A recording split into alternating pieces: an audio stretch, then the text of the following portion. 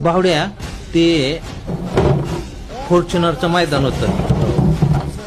सगळं टॉपचं नियोजन होतं, सगळ्यांचंच टॉपचं नियोजन होतं आणि त्याच्यात तुम्ही आहे ना पहिल्याच मैदानात सर्जाला बकासूर घातला.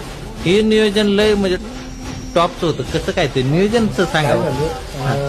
वस्त्र आपण 5 तारखेला घेतलं आणि 7 तारखेला राहुल अप्पा मोरे आणि अक्षय मोरे आम्ही तिघजण एकदम क्लोज मित्र. आपलं बोलणं चालल्यानंतर राहुल अप्पाला म्हणलं आपल्याला बकासूर भेटला तर 100% आपल्याला गाडी आपली पळेल. तर राहुल अप्पांनी अक्षय भाऊनी फोन लावला मामांना की बायलात काय काय नाही. मामा म्हणले चाललंय अजून काय झाले म्हणले असं वस्त्र घेतले करायचं काय.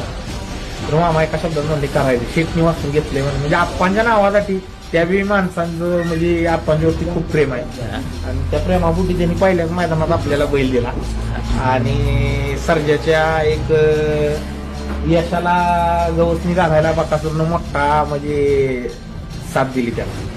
तेव्हापासून तो गुलालातच आहे. तेव्हापासून तो बोलायला